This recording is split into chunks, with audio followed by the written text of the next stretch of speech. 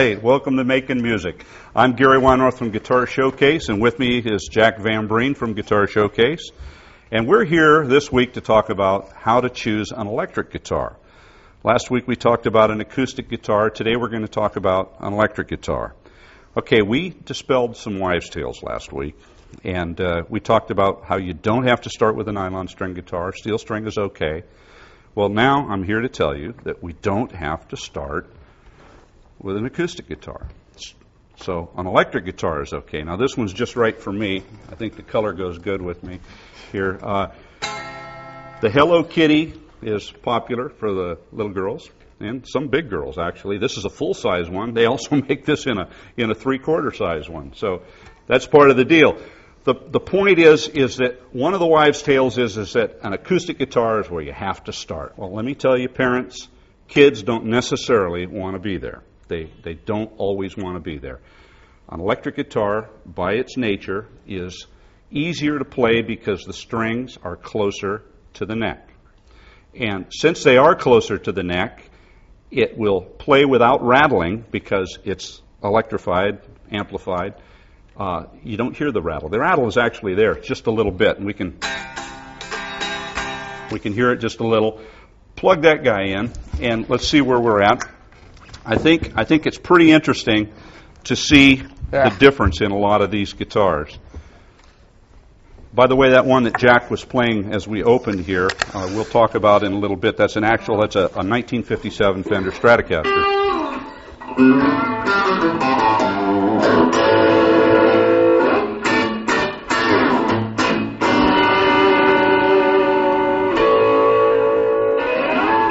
Okay, so the point is that you don't have to start with an acoustic. You can go with an electric, and in many cases, an electric is actually easier to play.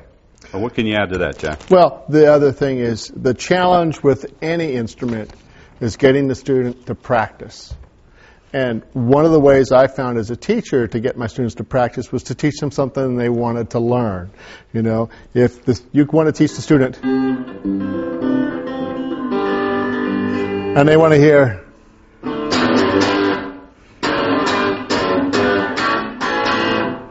they're not going to practice if you're teaching them. So going with the electric guitar has a higher percentage rate for success with the younger students because they want to rock out. That's the bottom line. Simple bottom line. Okay. Also, it is easier. We're getting a lot more girls, and as you said, women, because of the Hello Kitty thing. We actually have a friend of mine who plays this guitar in his rock band. On stage. His bandmate said, "Dude, don't do that. No, you're going to make us look bad." But at the end of the third set, the guitar player had all the girls asking for his number. So hey. I leave it there. So that works. Okay, well, on the electric guitars, as with the acoustic guitars, once again, I'm proud to be an American. USA rules. There is no such thing as a collectible electric guitar, with a very few exceptions of some of the real weird things like a Hofner Beetle bass and a few other little things, but that aren't. That's the only thing I can think of is the Hofner Beetle bass. Probably the only one. It's the Beetle bass. Everything else is American, and a lot of people actually think Rickenbackers, we should have brought one, are British because the Beatles played them, but they're not. They're an American guitar. Rickenbacker still made in the USA. Fender kind of started it all in the USA, being from California here. Now, what have you got there? Is that an American Stratocaster? This is the American series. Some call it the American Standard. This is what I like to say current product that is directly delineated from this original 57. Let me see this guy here. This guitar. This is the one Jack was playing to start with. This particular guitar was played by Ross Valerie of Journey. He's actually the bass player in Journey, but also a singer-songwriter. And singer-songwriters, whether they be drummers, bass players, keyboardists, always have a guitar that they write and play on. And any bass player knows how to play guitar, and generally any guitar player knows how to play bass to some degree. But Ross is very multifaceted, and he played this guitar for years.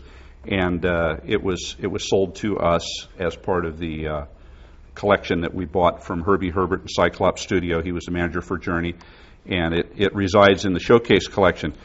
My point is that this is the same guitar, except for color, built in 1957, sold for about $300 with a hard shell case back then, a little less.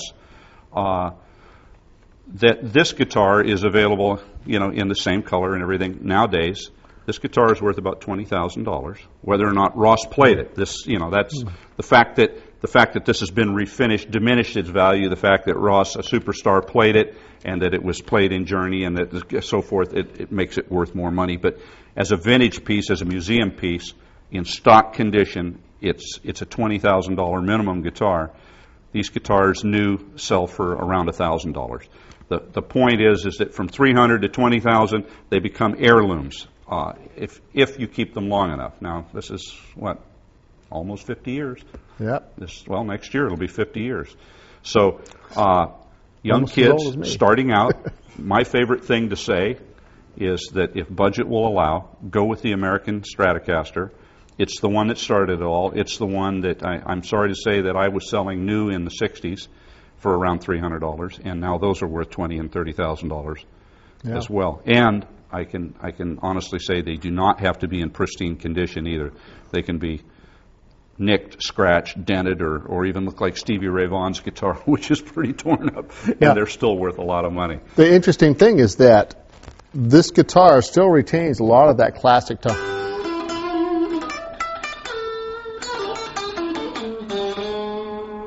Sounds very similar to what I was doing with the Ross Valerie guitar, but it's a little quieter, it's a little cleaner.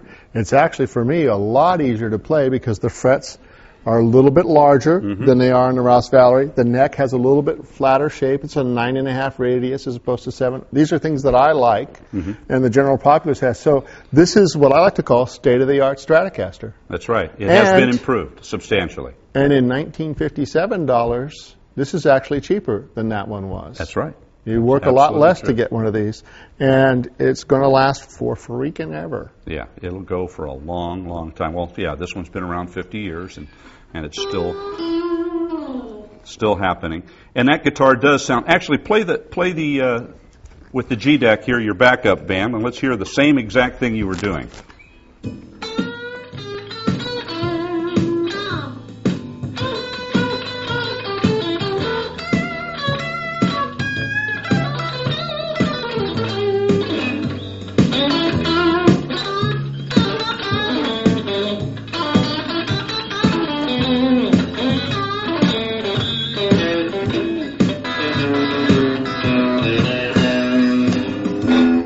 I need a foot switch. Yeah, need a foot switch.